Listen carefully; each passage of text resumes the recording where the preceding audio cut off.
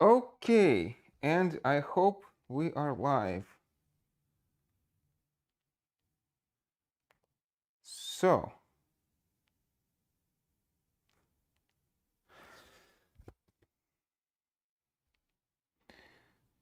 yeah, I just need to double check that the stream is working.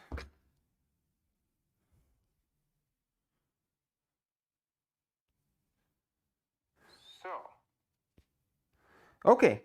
So, um, today the task is to talk about Locke, but I will use this opportunity to revise important concepts from the philosophy of Thomas Hobbes as well. So, I wonder where shall we begin? It's kind of unfortunate that we did not really have enough time to discuss medieval thinkers in detail. For many reasons, primarily because, as we can see, Thomas Hobbes extensively operates with the language of the laws of nature and rights of nature, especially the right of nature, right? And this language, to a very large extent, goes back to the ancient Stoic tradition, and more importantly, the medieval tradition of interpretation of Aristotle, especially by figures such as Thomas Aquinas. In the ancient world, usually the person who is cited is Cicero. Though Cicero is not exactly a Stoic, by training an academic skeptic, but Cicero does in his book, The Republic, which sort of attempts to mimic Plato's Republic, right? Tries to defend this idea of the law of nature. We have talked about this when we discussed Epicureans, and Cicero discusses how this law of nature is eternal and changeless. It's one and the same in Athens and in Sparta, or sort of anywhere, or in Rome, right? Eternal, changeless, and also evident to people, self-evident and unambiguous. We'll get to this today. So this is peculiarly the notion of this natural law, natural morality that is developed in the Middle Ages. So you could say that both Plato and Aristotle, especially Aristotle, seem to be committed, both of them, to a certain kind of universal view of justice, universalist perspective, right? But still, both of them, it's hard to say. Well, I mean, it's a complicated story, but both of them are, strictly speaking, not supposed to be natural law theorists. And again, the natural law is associated with the ancient Stoics, Cicero, though he's not a Stoic, and then in the Middle Ages for the Western tradition, especially with Thomas Aquinas.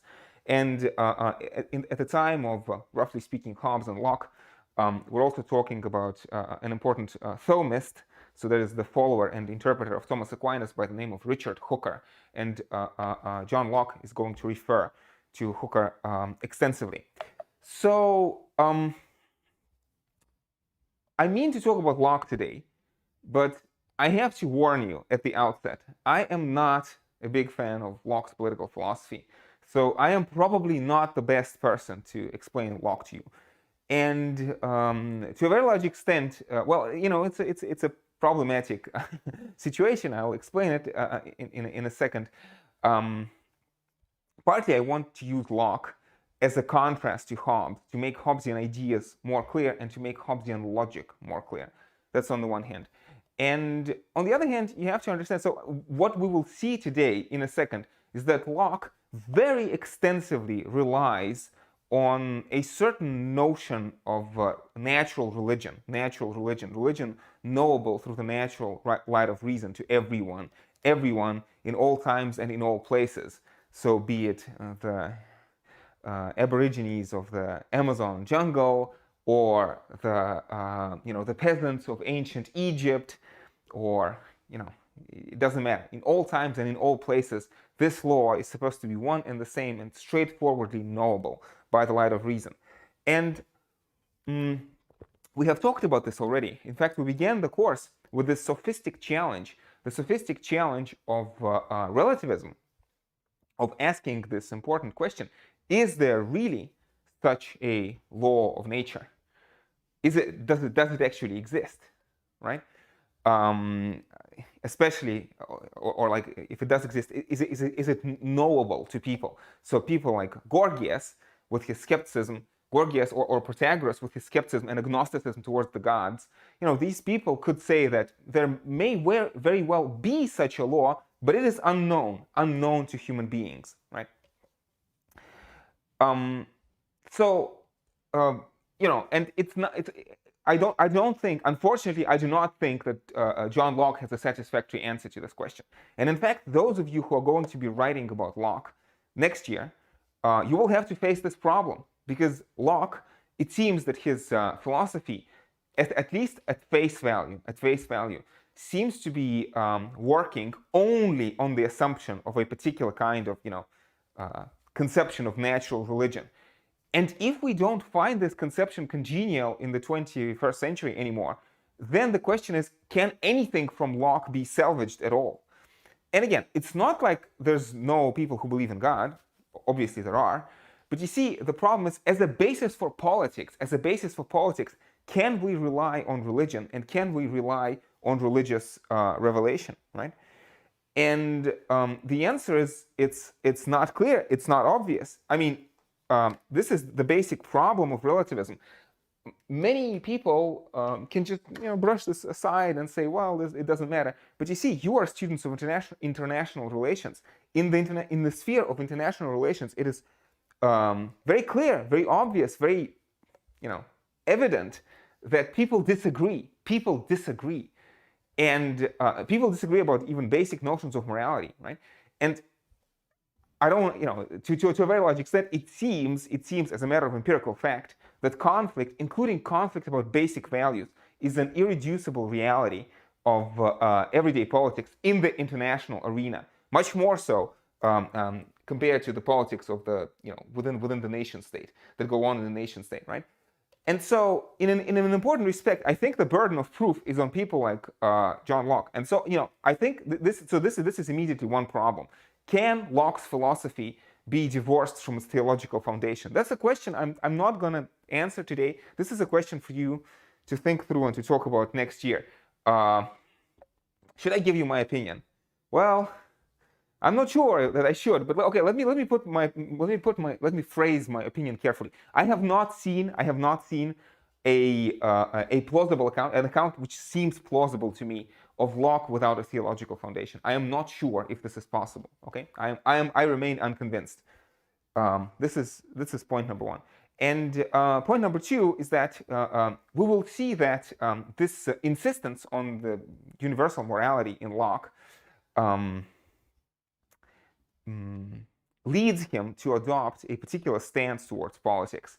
This idea that there's universal law of justice that takes, so the law of nature, right, which takes precedence over the laws of society. Again, this is exactly the reverse of what Hobbes is talking about. For Hobbes, it is the government that has the supreme authority to interpret the laws of nature, but not so for Locke. For Locke, the law of nature has to take precedence over the laws of society, right? And so, in this sense, Locke invites us, against Hobbes, Locke invites us to listen to the voice of our own conscience. See, Hobbes, the skeptic, would say, well, how do you know that the voice of your own conscience is telling you the right thing? Maybe your conscience is misleading you. Hobbes is asking us to err on the side of caution, to be cautious, right? To prefer life, maybe even life in slavery, but prefer that to potential chaos of the Civil War. Hobbes thinks it is rational, right? And as a matter of fact, I think there's a deep realism in Hobbes' position. Because again, if you look throughout the history of the world, I would imagine that the majority of the population of Earth throughout history were living in a deeply, deeply subordinate position. If not slaves, then, well, certainly without any kind of robust political rights. Again, think of the peasants of ancient Egypt, or think of the peasants of ancient Rome. Think of the slaves, right, throughout history, right? It's a vast majority of people. And you could ask, why did these people submit? And Hobbes would reply, because they were afraid to die. And there's a certain truth in his answer. Whereas for Locke, it's not clear how because Locke talks about this universal law of nature, And among other things, the idea is that, we're going to talk about this in a second, that all human beings are supposed to be equal, and slavery is supposed to be completely and utterly prohibited by the law of nature. There are some nuances. There are some nuances in Locke, but it is very clear that slavery that existed on this large scale throughout history is completely unlawful, and this is supposed to be, Locke says, knowable by the light of our reason. And the question is, how can Locke justify that? For literally thousands of years, men have lost their reason or something, and just forgot that slavery was illegal. Because again, the idea for Locke is that if somebody's breaking the law of nature, God's law, it is a duty of everyone. I mean, who's going to enforce the law of nature? For Locke, it is people who have to enforce the law of nature. So people were under the obligation to free the slaves. And the question is, why is it that they did not? Right? And it seems that the only possible answer that Locke can give is that they have lost their reason. They were irrational. And this doesn't sound like a very plausible solution. And in fact, Locke never addresses this issue face on. He never talks about it. So, in many ways, I think Hobbes is a much more consistent thinker. And again, I think the limitations in Locke very strongly point to Hobbes. So again, in a very important sense, I want to use Locke as a as a negative image, as a supporting argument for Hobbes. Okay, and again, I talk about this mechanistic and teleological worldview. Hobbes seems to be very much on the mechanistic side of the equation, and but Locke seems to be, in the grips of this old Aristotelian teleological view. There are, I'm going to talk about alternative possibilities. So, for example, somebody like Leo Strauss has this interpretation of Locke, saying that Locke is actually just Hobbes in sheep's clothing. But if Strauss is right, and Locke is simply Hobbes in sheep's clothing, then I don't understand why we should read Locke at all. Because if behind all of this facade of the natural law, what is actually hiding is this Hobbesian war of all against all, then why read this cipher? Why read this clandestine, double speak, right? Double think cipher? Then we should just read Hobbes and like why do we want Locke, who's Hobbes in sheep's clothing, where we can just simply look at Hobbes, who's Hobbes, straightforwardly, right? And anyway, so I need to talk about something somewhere.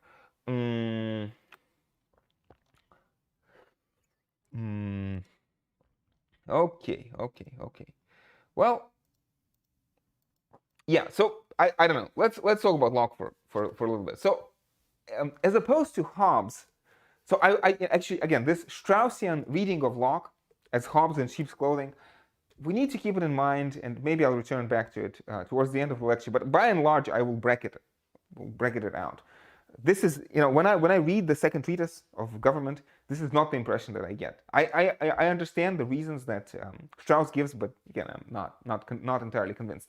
So anyway, Locke, as opposed to Hobbes, is I mean, philosophers are very often deeply influenced by the events of their day, right? And for Locke, the characteristic event is the bloodless glory and successful. Well, I don't want to say completely bloodless, but relatively bloodless. Okay, relatively bloodless. Let's just leave successful. So successful, glorious revolution of 1688. So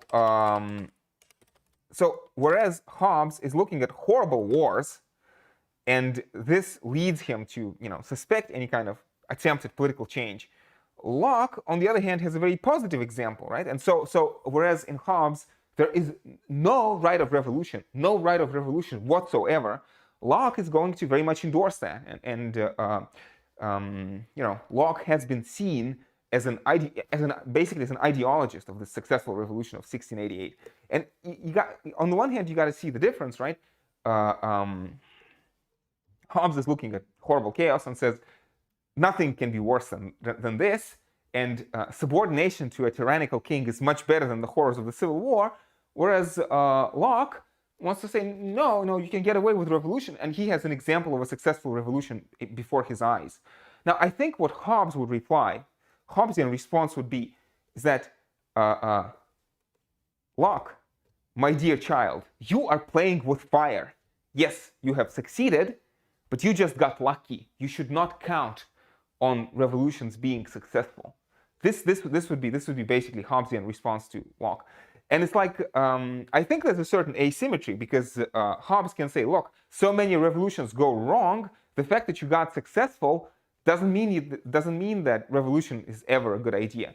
And what can Locke respond? I'm not entirely sure, because, could Locke guarantee that the revolution is going to be successful? It's hard to say. Locke's own political career, his own life, his own biography was actually quite tumultuous. It was not out of the question that Locke would be imprisoned or even executed, because he was actually a part of the revolutionary circle of Lord Shaftesbury. Anyway, so I suppose let me sort of bracket all this out. Let's talk essence. So all of this was to a large extent just preface. Let's do a systematic exposition of Locke's philosophy. And I want to say that even though I find Locke's assumptions to be deeply implausible, and I apologize, I have to I have to say this up front, although again, this is not just my opinion. This is not the fact that Locke's assumptions are implausible. This is not just my opinion. Next year, when you will be reading Boucher and Kelly, our main textbook, Boucher and Kelly are basically gonna, point in the same direction. They're gonna say that at the end of the day, Locke does not seem to be able to provide a satisfactory answer to the Hobbesian challenge. So this is going to be the resolution of the chapter that you're going to read next year. That Locke does not have a successful answer to Hobbes, but maybe so the chapter is by a very important scholar of Locke, Jeremy Waldron. So this is Jeremy Waldron's opinion, and then the question is, maybe we can try to give an answer to Hobbes on Lockean premises, but Locke himself does not have an answer, and that's a problem. Anyway, so I was saying that I find Locke's philosophy to be deeply consistent. It's very logical. It's, once you grant the premises, everything else follows beautifully. But I think the premises are deeply implausible. So okay, let's look at the chart. So logically speaking, we begin with this, but we have to establish that God exists. Well, you see, Locke, like Hobbes, is also an empiricist. And as an empiricist, empiricists have their favorite argument for the existence of God, and their argument is the design argument. We have heard this argument before. This isn't the first time that we hear about this. We have heard this argument in Aristotle. Aristotle is saying that this world is far too orderly to have come about as the result of random chance. Therefore, this world must be providentially governed. Now, Aristotle's theology is a complicated story. Does he believe in one God or many? It's difficult to ascertain. But again, well, I mean, in a certain sense, through the influence of Thomas Aquinas, of whom, unfortunately, we did not have a chance to have a separate class, although we should have, again, no time, unfortunately. Anyway, so what I'm saying is that Aristotelian influence is clearly there in Locke, through the mediation of Aquinas. So from Aristotle through Thomas Aquinas to John Locke, this is a straight line. Anyway, so through the design argument, we established the existence of God. This idea that the world seems to be far too orderly to have come about as a result of random chance. Now, I think, honestly, it's not a question of my own opinion, right? Because Locke is a political philosopher. Again, his assertion is very strong. He thinks that all people, in all times and in all places, should be able to establish through the light of natural reason, again, not through revelation, but through reason, right? Everybody, in all times and in all places, should be able to establish that that there's a God. And this is completely, I'm sorry, but this is completely implausible. Again, you have vast numbers of people who do not believe in God the same way that Locke does. And not to mention there's huge numbers of people today who don't believe in God at all, right? And we have talked about, Epicureans, or, Buddhism is widely considered to be an atheist religion, right? And you can think of other examples, of people who don't buy Locke's logic. And you see, Locke could have said in this Platonic fashion that truth is subtle. Truth is inaccessible. But no, you got to understand, this is the foundation of his political philosophy. So if he wants to, to develop his political philosophy, he has to count on the fact that everybody should be able to unambiguously agree that there's a God. And again, it's like this is what I find implausible. We have already talked about the Epicureans, and we will also talk about David Hume. And so the Epicureans and David Hume are going to have the same argument. The Epicureans are going to come back and say, well, yes, this world is not a complete chaos, but also this world is very far from orderly, very far from orderly. In fact, there's a lot of evil, especially a lot of frivolous evil. So the Epicureans are going to say, look, there's no real compelling reason to believe that there are providential God or gods, right? And so maybe there are gods, but then they don't care about us. They don't care about our well-being or anything like that. And you see, Hobbes seems to take a position which is closer to the Epicureans, right? Hobbes is immune to this criticism because Hobbes holds that God is incomprehensible. Okay, yeah, there's apparently frivolous evil in this world, but God moves in mysterious ways. Maybe that's God's plan. Maybe God has a higher reason. But Hobbes is not going to say one way or another, right? Again, Hobbesian political philosophy is completely independent of his religion. I mean, you can be a Hindu or a Muslim or a Buddhist or an atheist. It doesn't matter, because what matters for Hobbes is this question: do you want to survive? If you want to survive, you submit to the sovereign, and then the sovereign decides what kind of religion you're going to have, or maybe you won't have any religion. Who knows? It's up to the sovereign to decide. Anyway, so this is the first and in many ways the most problematic issue. So we begin with this design argument, right? So this is Locke says that there's a God, and then Locke is going to say, once we have established that there's a God, then we can logically conclude from that everything that exists is God's property. Everything that exists is God's property. Locke is never going to use the word sovereign in a political sense. The only sovereign for Locke is God in heaven. The only sovereign. And again, if you open the second treatise, this is going to be the only time when Locke refers to a sovereign, it's going to be God. On earth, there are no sovereigns.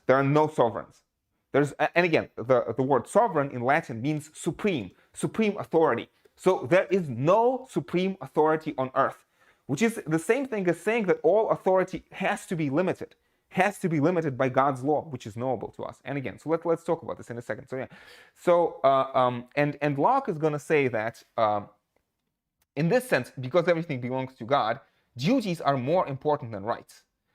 And more specifically, we have a duty to preserve God's property. So because everything belongs to God, we have an unconditional duty to not destroy or damage things that belong to God. And, well, should I talk about this now? Whoops.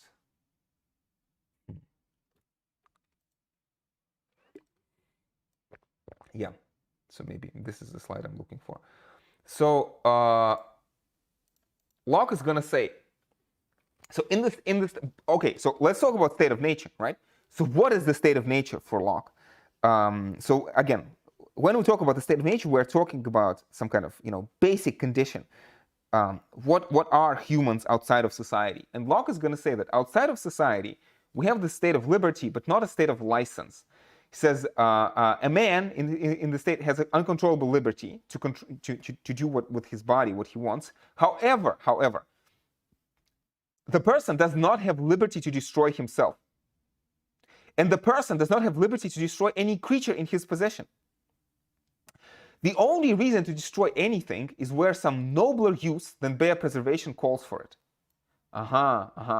So nobler use than bare preservation.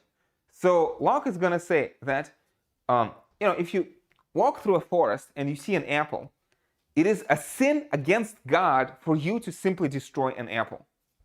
Now, if there's a nobler use than the bare preservation of the apple, then you may take it and use it.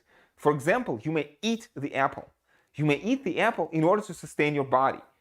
Now, there's an important question that we'll need to tackle. Why is it okay? Why is it okay to destroy an apple to save a human, but for example, not okay to destroy a human to save an apple? Or to give another example, like I'm sure Locke ate meat, right? So why is it okay to kill a cow to save a human, and not okay to kill a human to save a cow, right? So why are human beings somehow higher than cows?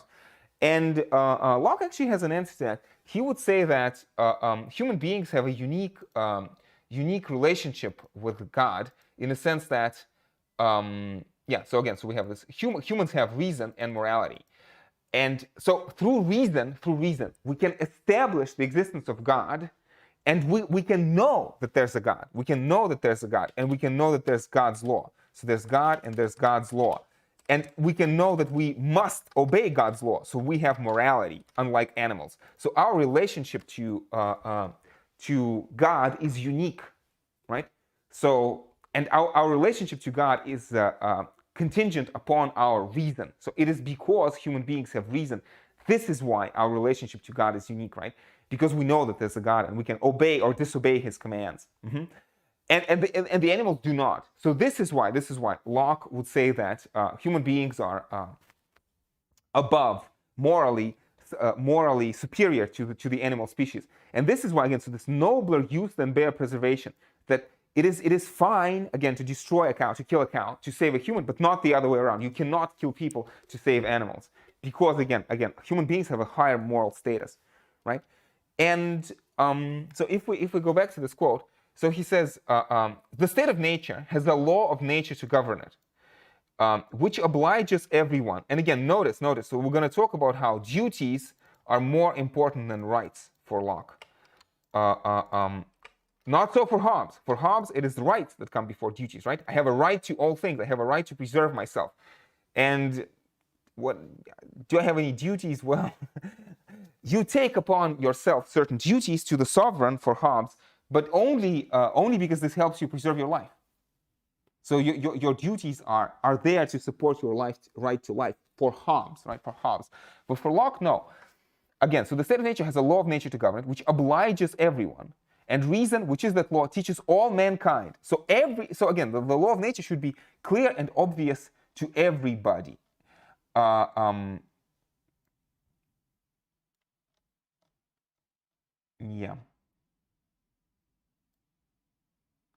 Hang on a second.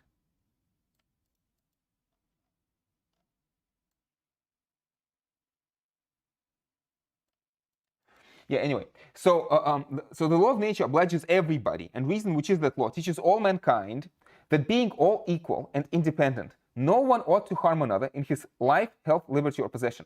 So we're all equal. Why are we all equal? Because we all equally have the capacity to use reason. We all equally have the capacity to understand the law of nature. By the way, if a person is mad and doesn't have capacity to understand the law of nature, then it seems by this logic they would count as an animal for Locke. And in fact, he's going to talk about these the people who in the state of nature violate the laws of nature. What he calls them degenerate and noxious creatures. And so if there are, let's say, homicidal maniacs, if there are psychopaths who do not see and do not understand that there's a law of nature, it's fine to kill them. So if there's a psychopath, it is okay to murder a psychopath. In the same way, it is okay to murder a cow.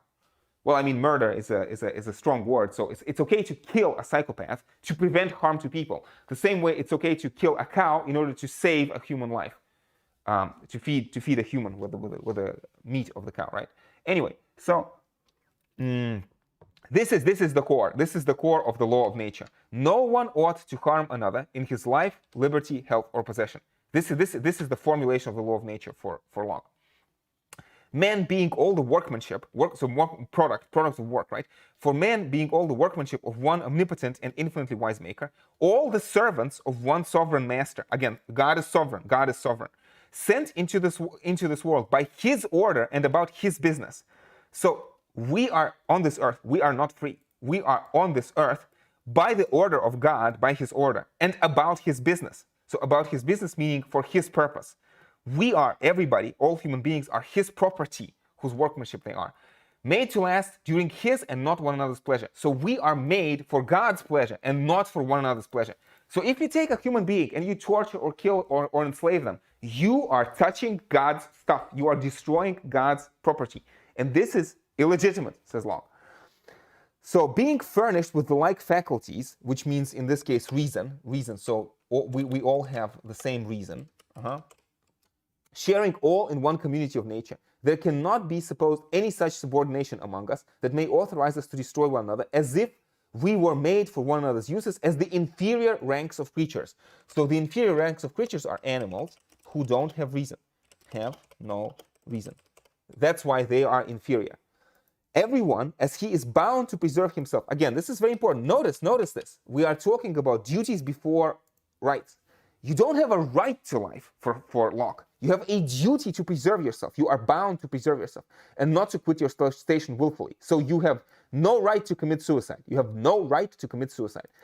By the like reason, by the same reason, when your own preservation does not come into competition, you have to, you ought to, as much as you can, preserve the rest of mankind, and may not, unless it be to do justice on an offender, take away or impair the life or what tends to the preservation of life, the liberty, health, limb, or goods of another.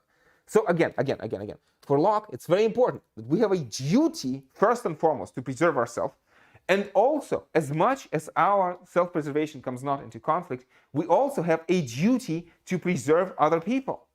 So again, this is to a very large extent a radical doctrine, and some people like to talk about Locke as a founder of capitalism. Even Stephen Smith uses this phrase. He says that in Marx we have the Communist Manifesto, and in Locke we have the Capitalist Manifesto. And unfortunately, I think I would have to disagree, because if you read this passage very carefully, it's clear and obvious that again we have an unconditional duty to God to preserve one another. So if you have more than you need to survive, if you are secure, when you wake up in the morning, first thing that you have to ask yourself is, can I do something to help my fellow human beings?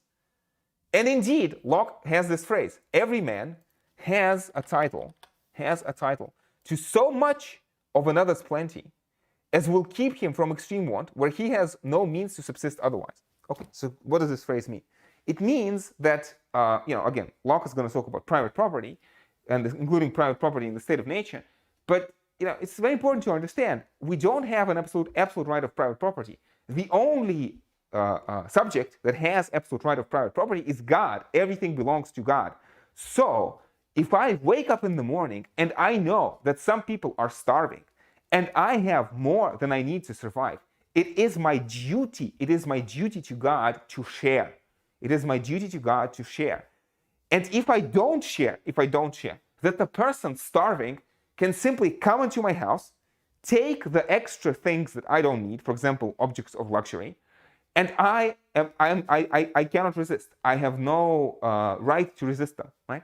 So again, every man has a title to so much of another's plenty, so plenty surplus, more than he needs to survive, as will keep him from extreme want. So again, if another person is starving and at the risk of dying, if that person has no other means to subsist, this person has a right, an unconditional right to take my plenty, to take my surplus away from me.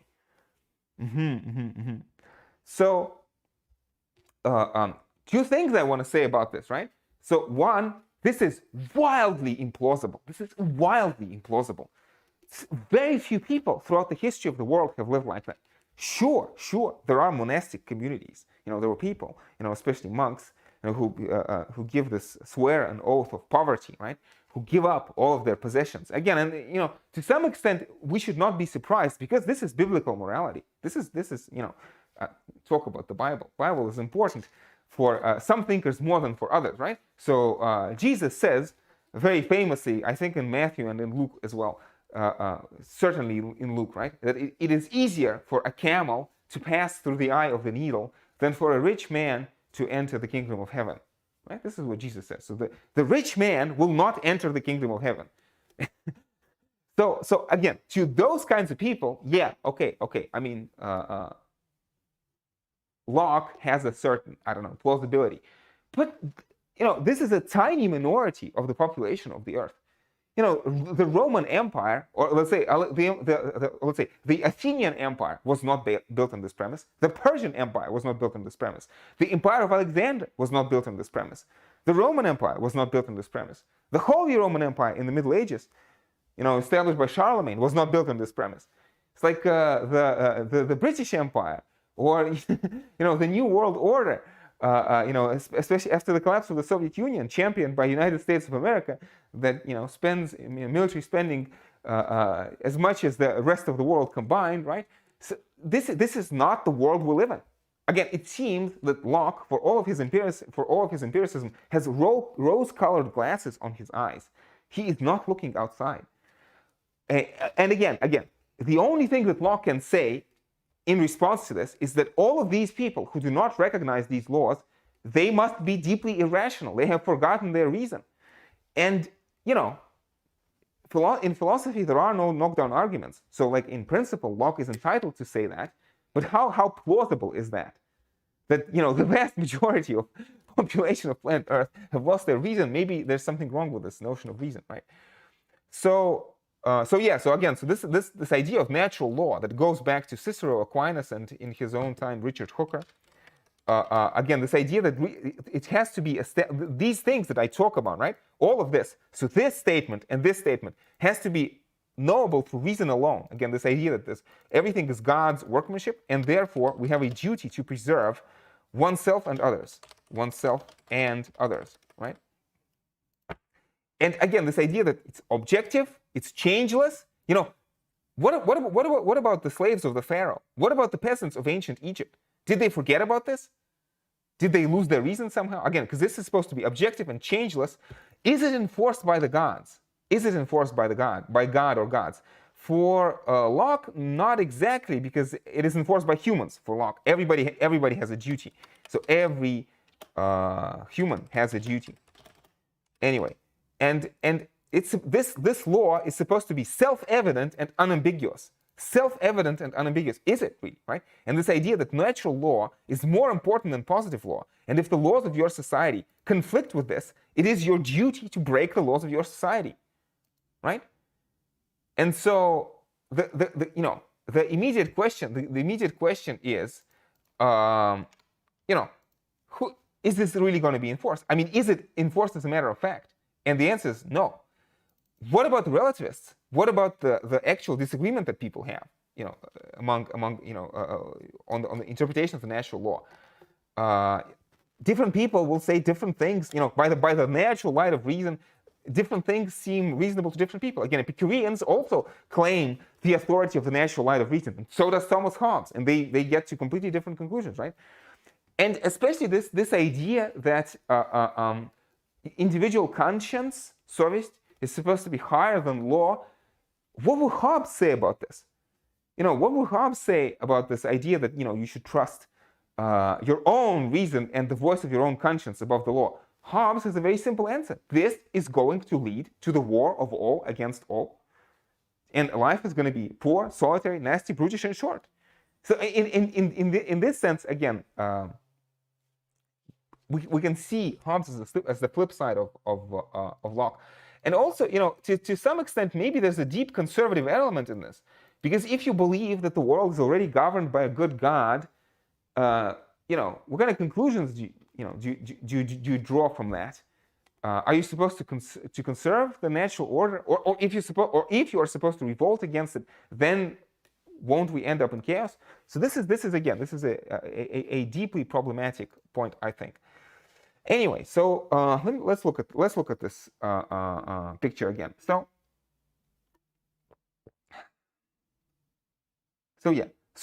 again, we established that there's a God. Everything is God's property. Our duties are more important than our rights. We have a duty to preserve God's property, which means to preserve ourselves and preserve others as much as possible. And also, very importantly, we have a duty to enforce the law of nature. Now, this is kind of a problematic point in Locke.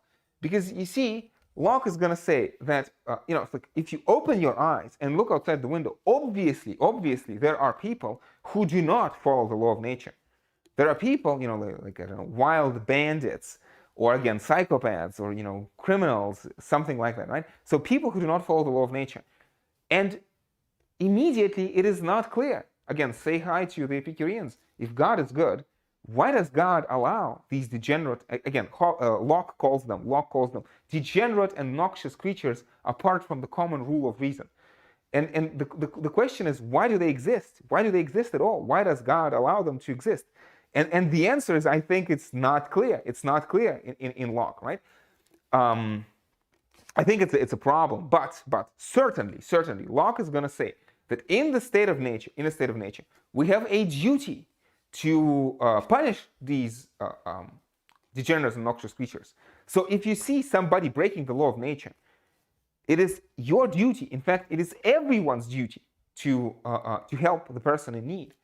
And as much, you shouldn't kill yourself over it. So that, like, if it's a suicide, obviously don't do it. And this is eventually why we're going to establish society for Locke. But like in general, it is our duty. And this is, again, I keep talking about this implausibility, but honestly, right? Like, imagine yourself, you find yourself in some completely different country, different place. I don't know, you find yourself in the middle of a jungle or in the middle of a desert, and you see a stranger or a group of strangers. Can you count on them trying to help you? Can you count on them knowing that there's a law of nature and trying to fulfill the law of nature? Like, no. Again, I'm asking this as a question. Again, if you find yourself in a situation like this, would you be comfortable trusting complete strangers? And historically speaking, anthropologically speaking, the answer seems to be no. So again, this and what can Locke say about this? Again, most people are irrational. Then his philosophy doesn't really have a leg to stand on. But again, Locke has this interesting formula, which is a reverse of what Hobbes was talking about, right? For Hobbes, you remember, we have this idea that even the worst tyranny is not as bad as the state of nature. So for Hobbes, again, it's the reverse, something like this. Whoops. Yeah. Well, it's strictly speaking, it's less or equal, right? Less or equal to. Because the worst tyranny can be as bad as the state of nature, but not worse than the state of nature, right? So when Locke, so this thing here is political society. So political society. So political society is better than anarchy for Locke, but it is worse. Sorry, but anarchy is clearly better than tyranny. And again, you see, when Locke talks about this, he knows that tyranny does exist. He knows that slavery does exist, right? And for him, the idea is that, again, if you find yourself or if you see other people in a condition of slavery, it's your duty to try to help them as much as you can. And if you find yourself in a position of being enslaved, it is your complete, utter right to rebel. Well, again, let's be careful with the word rebel. You have the right to punish the offenders against God. So strictly speaking, if you have a case of tyranny, it is the tyrant who is the rebel. The tyrant is the rebel against God. And so you, by making a revolution, so the right of revolution, by making a revolution, you are simply punishing rebels against God. The rebel against God who is the tyrant, right? So, and again, like if for this formula to work, Locke has to make certain assumptions. And the most important assumption has to be that, okay, even if there are degenerate and noxious creatures in the state of nature, there cannot be too many degenerate and noxious creatures. Because if there are too many degenerate and noxious creatures, then his state of nature very quickly devolves into Hobbesian war of all against all. Especially like if you walk down the street and you see a stranger, walk down the forest in the state of nature, and you see a stranger off in the distance, and you are not sure if they are a good, rational human being, or if they are this criminally insane, degenerate and noxious creature, apart from the common rule of reason. Because if you cannot count on them being sane, then you gotta shoot first, ask questions later, in a Hobbesian fashion. And again, then Locke turns into Hobbes. And that's not his conclusion. So he has to assume that even though there are these degenerate and noxious creatures, there aren't too many of them. And so, whereas Hobbes talks about horrors of the state of nature, Locke is going to talk about the inconveniences of the state of nature. Inconveniences of the state of nature. And so these inconveniences are basically the fact that we do not have enough power in the state of nature to enforce the laws of nature. That it is more convenient for us to establish a society for the purpose of better sort of keeping the law of nature better in a more efficient manner. Because again, like imagine in the state of nature, maybe the criminal is simply too strong or too fast, and you are afraid to punish them, or you're trying to punish them, but they run away. So this is why people make societies in order to collectively execute, be the executives of the law of nature. Anyway, so I suppose let's talk about this. And this is in many ways, this is the most important idea in Locke. So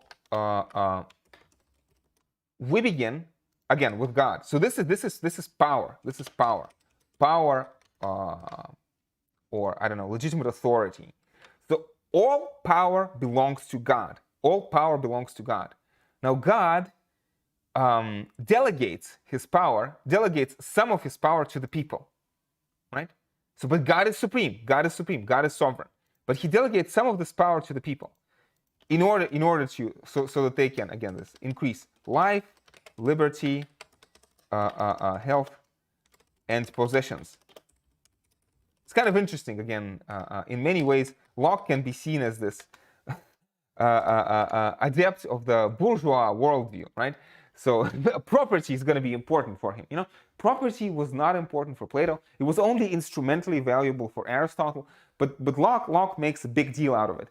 Because, again, we are sent, God gave the world to the industrious and the rational, and the more we do, the more we produce, the better. It's like we have, in some sense, we have, well, yeah, it's our business, our task is to be productive, and again, if you are reminded of Max Weber, with his idea of Protestant ethic and the spirit of capitalism, Locke is definitely, on the same page with Weber, or I should say, Weber can point to Locke as one of the examples of this Protestant work ethic. This idea that the duty that we have to God, first and foremost, is to work and to be productive and to produce useful and valuable things for others. Again, maybe I'll talk about this in a bit, because it seems, especially if you look back to Plato, and I find, some historians find this relatively plausible, that you have different kinds of societies that value military honor, basically societies run, organized around the warrior code of honor, right? There are societies which are organized by priestly code of honor, the code of sanctity. And then there are mercantile societies, which are organized around this idea of, multiplying possessions. So Locke seems to be in this latter camp. And in a certain sense, I should remind you, and this is also, I think, a bit of a limitation in Locke, because he's not particularly receptive. He's not particularly, what's the right phrase? I don't think he understands that there are other kinds of societies are possible. He's very much wedded to the British society of his day, which is very much an emerging bourgeois merchant society. Anyway, so God gives earth to man in common. God gives the earth to man in common. God gives the earth to all men in common. And so, in principle, everything that exists on planet Earth belongs to everybody at the same time, including the past generations, and I suppose much more importantly, the future generations. So Locke has this idyllic conception. He says that there's plenty of resources. In fact, he says there's plenty of resources even if you double the population. Now, of course, the population has increased, I don't know, maybe tenfold since the time of Locke, but that's neither here nor there. So Locke doesn't worry about the environment, the environmental collapse or resources running out. But if you told to Locke that resources could run out, then he would say that again, because again the earth belongs to all men, including the unborn individuals in common, then to all humans, including unborn ones, including unborn children, right? He would say that we have no right to destroy the earth and deprive future generations from it, right? And so what you do is, again, in the state of nature, we have inconveniences. And because of the inconveniences, we establish a society. And we establish society. This is the social contract. We establish society in two stages. So stage 1 and stage 2. So, we do this because of the inconveniences of the state of nature. Whoops. Yeah. So, and it's important for Locke's picture to work. It's important that so for Hobbes, the social contract is something like a thought experiment. Like it doesn't have, nobody has to sign anything explicitly. It's basically, again, for Hobbes, mutual relation between protection and obedience. If you are being protected, you must obey, says Hobbes, right? This is basic idea. For Locke, it's different. For Locke, it's different because, again, everything belongs to God, so you can only do things with God's permission. Now, God, obviously, doesn't give anybody permission. Locke understands this, that God does not intervene. So it's like our interaction with God is only mediated by our reason. God, in principle, is a bit, I suppose this is called the idea of deism. So this is deistic God. So God does not intervene, God the watchmaker. God does not intervene directly in the world. Intervene directly. So instead, God gives us the right reason, and because we know God's law, it is people, it is humans who enforce God's law. Anyway, so the first stage of the social contract is we have to establish a society in a given territory. And can you do it without a territory? Not exactly sure, but obviously all modern states, again, go back to this Weberian definition, have a monopoly on the use of armed violence in a given territory. But again, if the earth belongs to all men in common, how can you, enclose a piece of ground and say this is England and not France, right? Locke has this very convoluted argument, which I don't want to go into, but it's like basically the idea is that if there's enough land in the world, if there's enough and as good, so let me maybe even add this. So there must be enough and as good free land. This is an actual quote from Locke. Free land. If there's enough and as good free land, then we can presume tacit consent of all other people. So of all people, including unborn ones, including the ones who are not yet born. Right? So, but it's important that we have to assume that there's enough and there's good free land.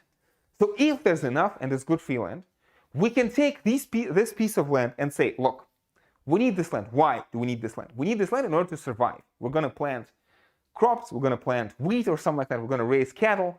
And so because we are using this land for God's purpose, only because we're using this land for God's purpose, because of this, we have an entitlement to it. It's like everything belongs to God, but God, like we so to speak, indirectly gave us this land because we need it in order to survive. And now everybody who legitimately owns a piece of land, and notice we have property in the state of nature.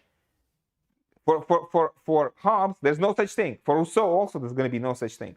But for Locke, there's property in the state of nature, rights of property rights in the state of nature. So all the people who have legitimate property rights get together and establish a society. Now, for Hobbes, this is supposed to be impossible. Because Hobbes says, look, if there is no power to guarantee that we won't start shooting each other, this is called the first mover problem with Hobbes. Hobbes would say, if there is no power to keep us all in awe, we cannot even gather in the same place, says Hobbes. Whereas Locke somehow imagines, no, we get together, there's no problem. We get together and we establish a society. And incidentally, we also unanimously agree to be ruled by a majority. It's a good question. This probably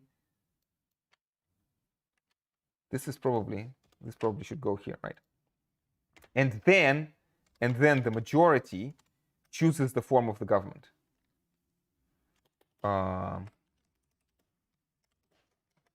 And the form of the government can be democracy, monarchy, or aristocracy. And for Locke, it doesn't really matter. It doesn't really matter what is your form of the government. Because democracy, monarchy, or aristocracy refers to the executive. This is only the executive. So it chooses the form of the government. So let's say form of the executive.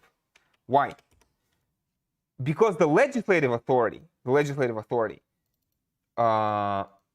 belongs to the people.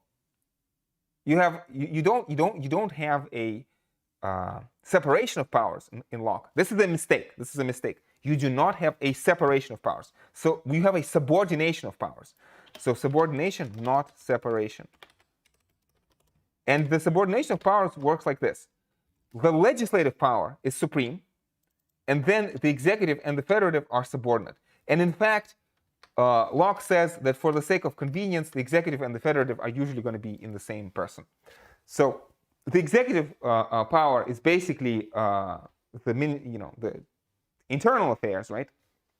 And the federative power is foreign policy, right? And Locke Locke sometimes calls this the prince, and he says that usually or often, right? It's like the executive and the federative will overlap, in the sense that, let's say there's a crisis at home, there's a rebellion, some revolt, or criminals are at home, right? And you need the army to subdue the criminal revolt at home. But then at the same time, there's a foreign invasion, and you also need the army for that. So because you will be using the same powers, the same resources, so to speak, it is usually sort of Locke's idea is that this is going to be united in one person. So again, so it's not really a separation, and it's more like a subordination. He doesn't really talk about the judicial power. It's not a separate branch of power for Locke. So there is not a separation, but a subordination. And in general, I hope I can find this quote somehow. I had it somewhere. He talks about how political power is the power of making laws and penalties up to and including the penalty of death. Yes, okay, wonderful. I have my quote here. Yeah. So again, so the power belongs to God. God delegates it to the people. Then part of the people establishes society and unanimously agree to be ruled by the majority. And then the majority chooses the form of the government, form of the executive, be it democracy, monarchy, or aristocracy, or mixed. Or you can have a mixture. Should I add this? Or mixture. Anyway. And then, so political power, Locke says, is, I take to be a right of making laws with penalties of death and consequently all less penalties for the regulating and preserving of property. By property, Locke actually means, he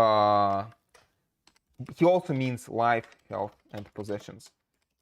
Because your freedom and your health is also your property for Locke. So not property, but property, not just private property, but also life, health, and possession. So political power is a right of making laws with penalties of death, right? And constituting all those penalties for the regulating and preserving of property, and of employing force of the community in the execution of such laws and in defense of the Commonwealth from foreign injury. So in execution of such laws, this would be the executive power, and the defense of Commonwealth from foreign injury, this would be the federative power. And all this only for the public good. So this is the basic idea. This is the basic idea of the social contract for Locke, right?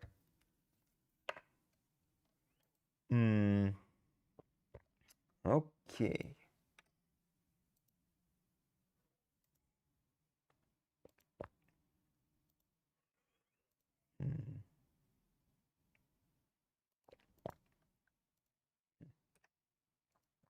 Should I talk about this? Not sure.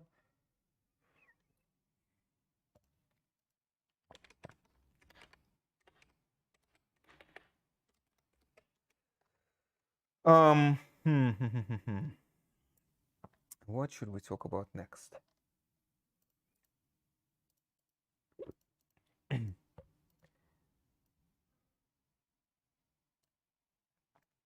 Well, anyway, so let's maybe do another rundown, and let's compare Hobbes to Locke.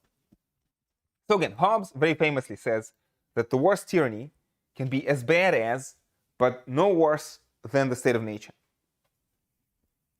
For Locke, not so. So political society, which is different from Hobbesian sovereign, right? There is no sovereign. Political society is the powers of the government are delegated, right? Is better than anarchy, but anarchy is definitely better than worse tyranny.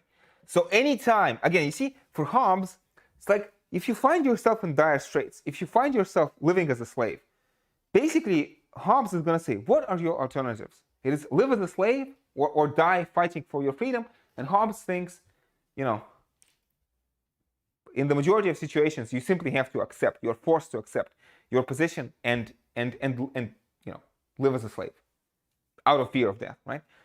For Locke, whenever you find yourself in a situation where you don't like what's going on, Locke says you are entitled to go back to the state of nature.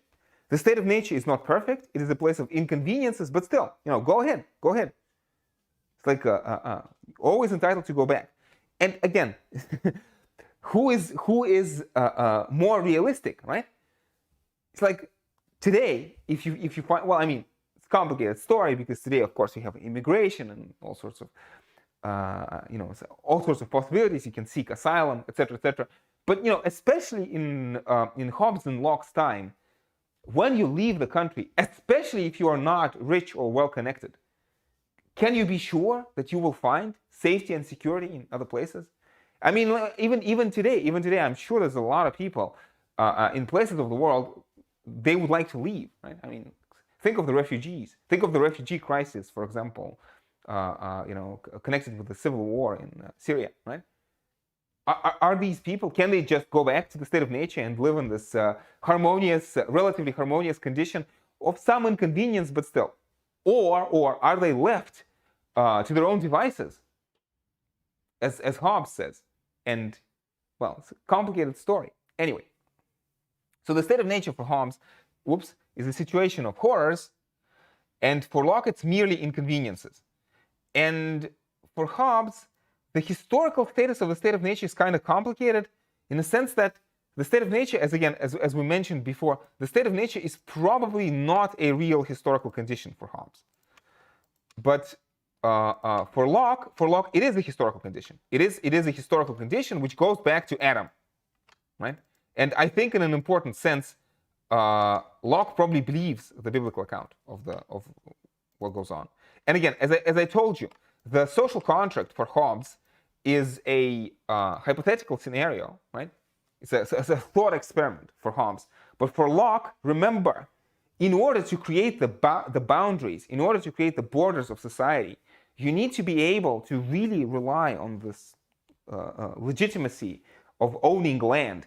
So any kind of government, to be legitimate today, has to be able to trace itself back to a free and voluntary and legitimate contract sometime in the past. Now, this doesn't have to be a written contract written down on a piece of paper, but there must, you know, it must be some kind of explicit or implicit contract. And again, to what extent is this true? Again, think of sovereignty by acquisition. Hobbes would say that most states are results of conquest, of forcible conquest, where people take by the force of arms. You know, think of Genghis Khan or Alexander the Great or Julius Caesar. So you take by the force of arms, you take a territory and you conquer it. And for Locke, this is completely illegitimate. And again, we all have a duty to God. We have an unconditional duty before God to punish people like Caesar or Alexander the Great who violate and enslave other people, right? Anyway, so let's continue. So Hobbes would say that human nature is well, I don't want to say it's bad. You see, it's crossed out. Because for Hobbes, natural humans are not bad. They're not bad. In the state of nature, people are simply trying to survive. You are simply trying to survive. But the problem is that the state of nature is this asocial condition. You are trying to survive, and in your attempt, in your ambition to survive, you run into conflict with other people, necessarily. It's inevitable, right? And which is why the state of nature is therefore a state of war. But for Locke, no, human beings are not just good, in quotes, but they're pro-social. Locke says that human beings understand and rely. You can rely on this idea that people will help you. And what would Antiphon say about this? What would Callicles say about this? Or Thrasymachus? Is it true? Is it true? I mean, even in ancient Athens, can you count on other people treating you pro-socially well? Again, Hobbes says, covenants without the sword are but words. That human beings do not keep their promises unless they're forced to. And Locke says, no. Most human beings, again, his assumption is that most human beings will keep their word. And again, will, punish the offenders or help the stranger in need, etc., etc. Now also, so this is very important. This is going to be very important. So we talk about reason. So for Locke, reason actually tells us what the law of nature is, right? And so reason can give rise to objective morality, and this is going to be similar to Kant. For example. But for Hobbes, no, reason is just an immoral calculator. What is good, we do not know what is good by the light of reason. We know what is good simply because our passions tell us what is good. And again, you can ask yourself this question, right? So Locke would say that by establishing through the design argument the existence of a benevolent, providential God, you can then know that because everything belongs to God, therefore, there's this objective law of nature. It is objectively wrong to kill. And Hobbes would say, no, it's not objectively wrong to kill. Nothing is objectively right or wrong. Whatsoever is the object of any man's appetite or desire, says Hobbes, is that which he for his part calls good. Again and again. I leave it to you to ask yourself this question. Which one strikes you as more plausible? So we will talk about this, for example, when we get to David Hume, or also John Stuart Mill will be on this side of the equation. So, but reason has nothing to do with morality. Reason is simply maybe amoral. Maybe amoral is better. Reason is simply an amoral calculator. So, and therefore, Hobbes, when he talks about the laws of nature, it's like, is there such a thing as a law of nature for Hobbes? You see, he uses the word, but he uses it in a very different sense. His law of nature is like Antiphon's law of nature, right? The law of nature is do things which are to your advantage. So compared to Antiphon, right? Whereas for Locke, no. The law of nature is our duty to preserve ourselves and others as much as we can. And therefore, you got to see, this is the basic logic of Hobbes. If we want to establish a social contract, because our nature is antisocial, Hobbes says, nothing short of absolute government will suffice for peace. Nothing short of absolute government will suffice for peace. And this is why we have to give up our rights. So nothing short will suffice. Nothing short will suffice for peace. Right? And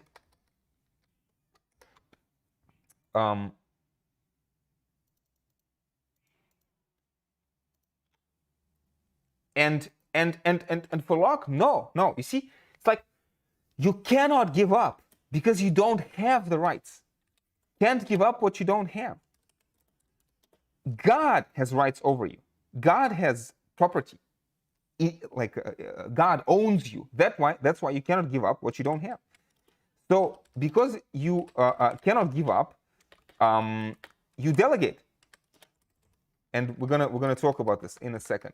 So can't give up what you don't have. Right? So government is, for Hobbes, is sovereign. You gave up all your rights. But for Locke, it is always unnecessarily limited by the law of nature. No one is allowed to violate the law of nature. We're all constantly under the duty to preserve the law of nature. And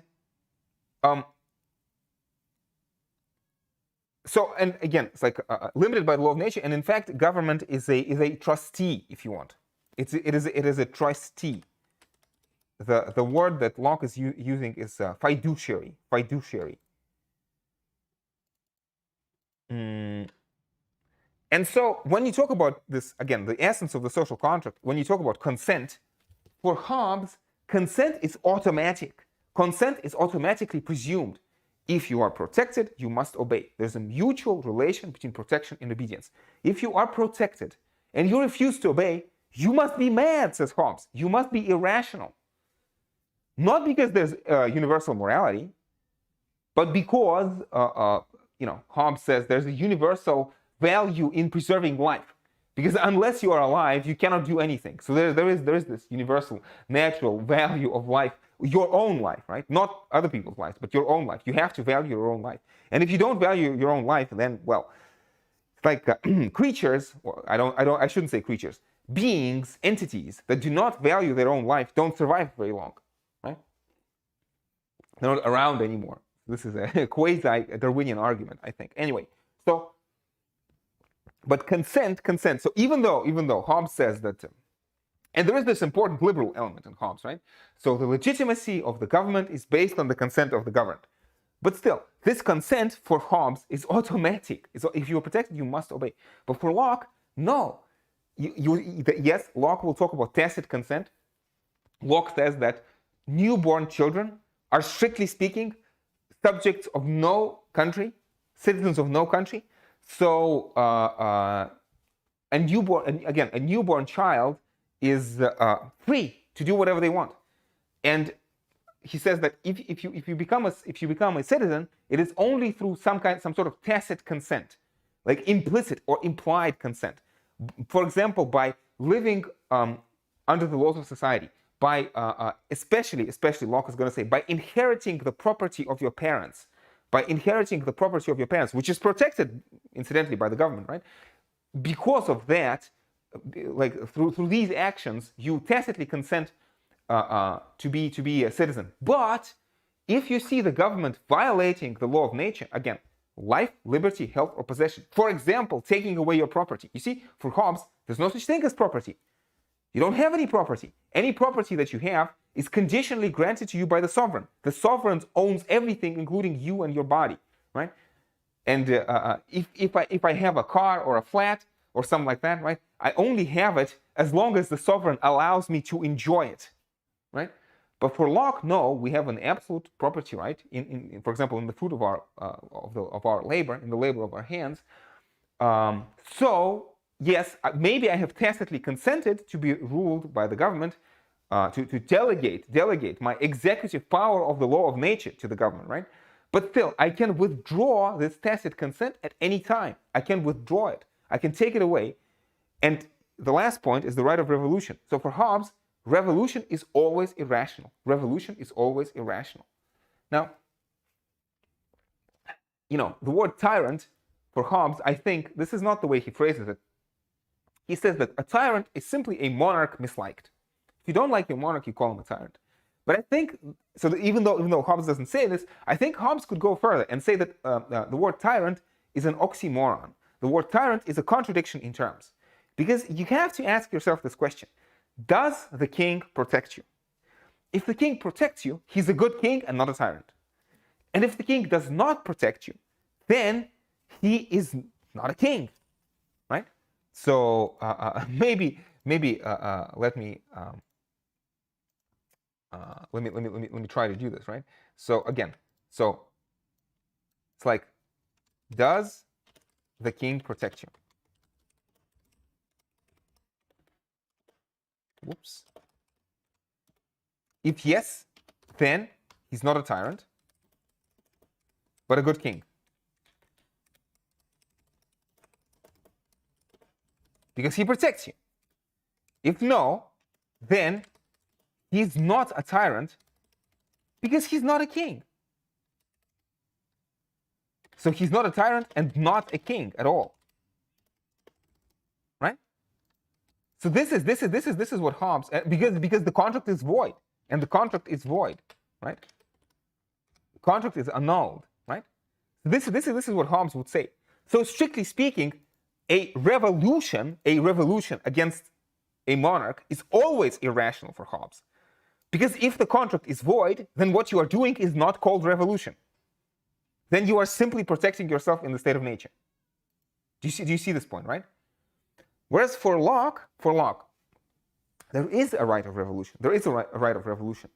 And more specifically, it's supposed to work like this, right? So if the government is violating your rights, so let's have a historical example. For example, in Locke's time, the king tried to tax the nobles without their consent. So you try to tax the people, so impose taxation of the people without their consent. Again, you have this very famous phrase, right? No taxation without representation, right? So you are taking away other people's property without their consent. So it is our due. So it means that the government is breaking the law of nature, because no one ought to harm another in his life, liberty, health, or possession. And now the government is harming people in their possessions, right? So it means that we have to try to reason with the government. We have to try to say to the government, look, you are breaking the law of nature. Don't you see? Please stop, right? And if the government does not stop breaking the law of nature, then we are entitled to revolt. Then we are entitled to make a revolution, right? And in fact, it is our duty to God to make a revolution against an unjust government. It's a duty to, and again, strictly speaking, Locke says this. Locke says this. In a justified revolution, in a just revolution, it is the government who are the rebels, not the people. The people justly put down the rebellion of the tyrannical government against God. So, it's kind of interesting, right, in all sorts of ways. But of course, in Locke, there is a problem. In Locke, there is a problem. And the problem is this. When we talk about the government, and this kind of brings us back to this Straussian reading of Locke. So this is going to be Locke on the prerogative power. So Locke basically says that you see, even though we have talked about how the legislature is supposed to be subordinate to the the executive is supposed to be subordinate to the legislature, and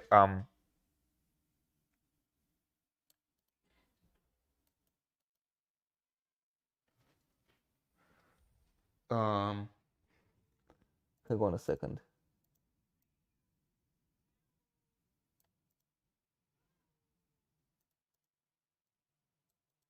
Yeah, no.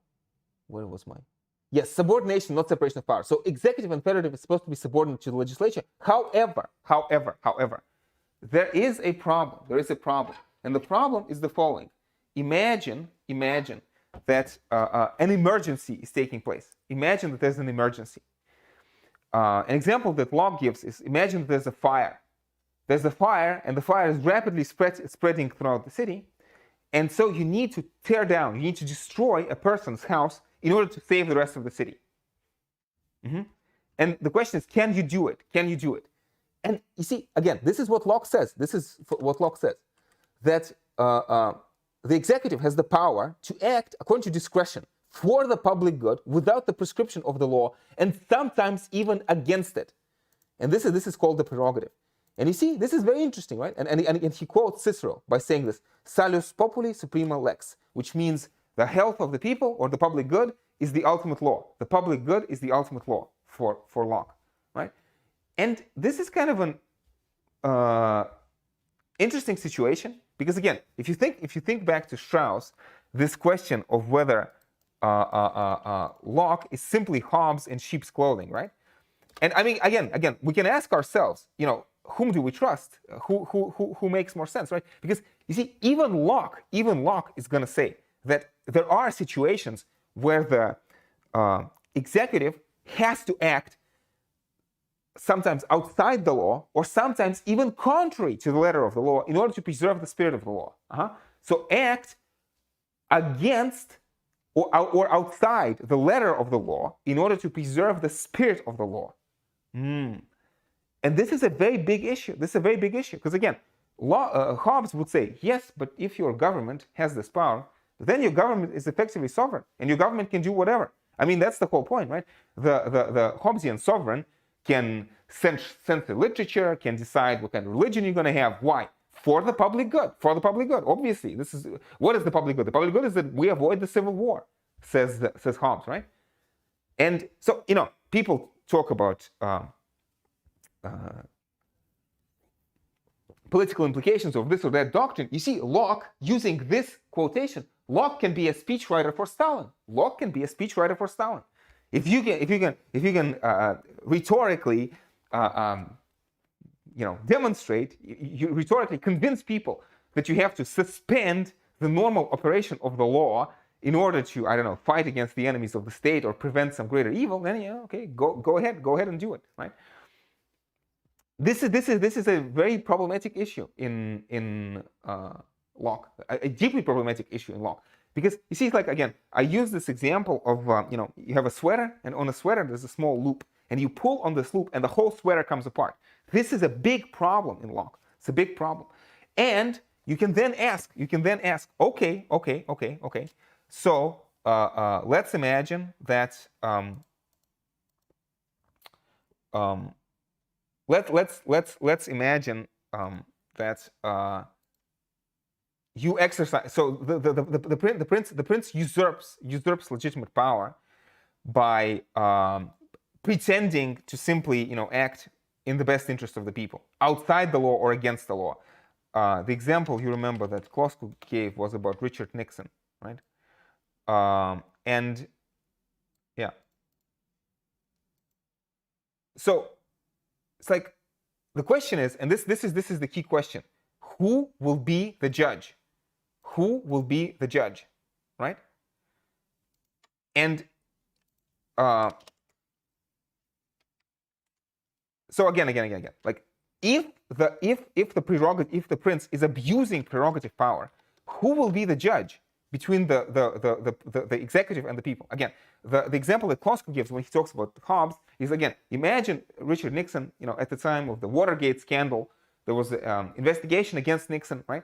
And Nixon has actually fired the officials who were conducting investigation against him. So he was actively obstructing the investigation. And as the president of the United States, Nixon actually had emergency powers to declare the state of emergency and maybe, for example, to enter troops into the White House.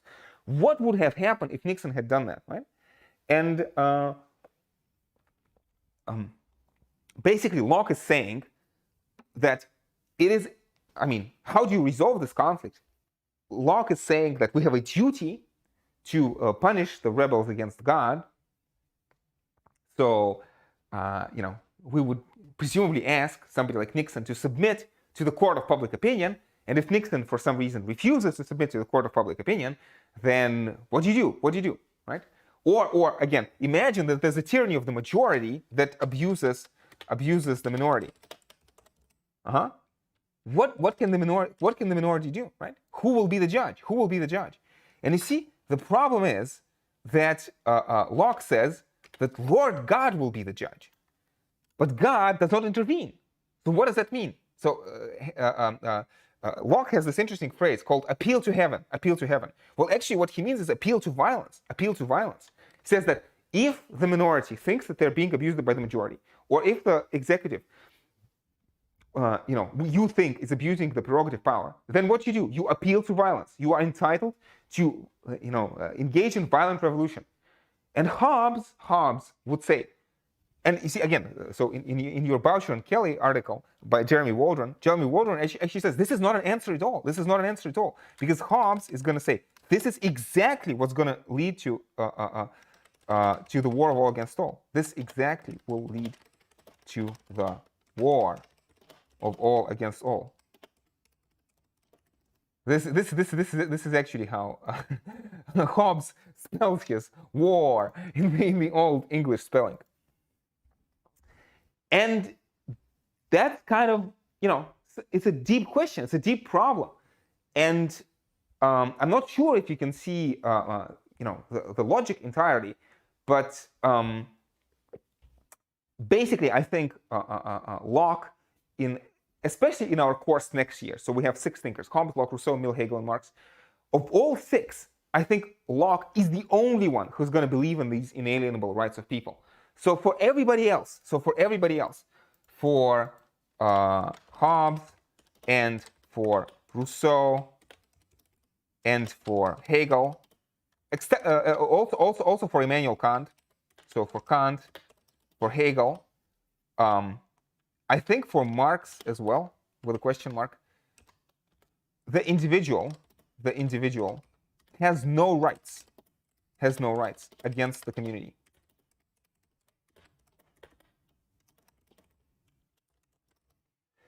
Kant is also going to talk about this. When Kant discusses the French Revolution, Kant says that absolutely no, again, he says the king is the source of the law.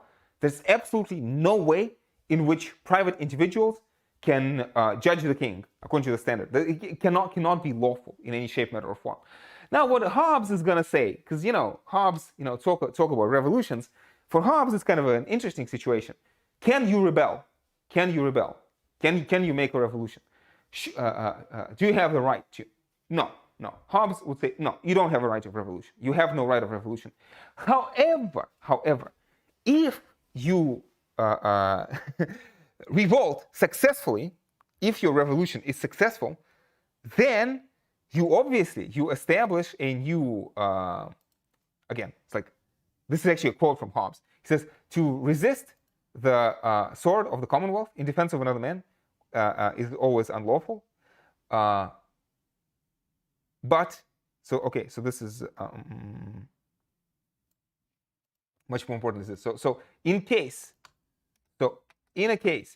a great many men together have already resisted the sovereign power unjustly, or committed some capital crime for which every one of them expects death, do they not have the liberty then to join together and assist and defend one another? And Hobbes says, certainly they have. So people have no right to rebel, but they will rebel unjustly. And it's actually in the interest of the sovereign to keep people happy. And if people rebel unjustly, then they create a new sovereign, and this new sovereign justifies the rebellion. So the successful rebellion is its own justification. So it's like again. See, and this is the point. You see, Hobbes is going to say you have no rights against the sovereign. But you have a very strong, reasonable expectation that the sovereign will take care of you. I mean, Hobbes keeps talking about how the interests of the individual and the interests of the sovereign are actually, one and the same, because the strength of the sovereign derives from the vigor of the subjects, right? Is it a plausible argument? That's a separate point, right? But this is Hobbes' logic, and he says that even though you have no right of revolution, you commit a crime of revolution against the old sovereign, right? And you successfully overthrow him, and now you create a new social contract. If you succeed, then remember, it is the sovereign who decides what is just and what is not just. Then you declare your own rebellion just, and you again declare your own a new sovereign, right? So again, it's like rebellion for Hobbes is never justified. Rebellion is never justified unless you succeed. Rebellion is never justified unless you succeed for Hobbes.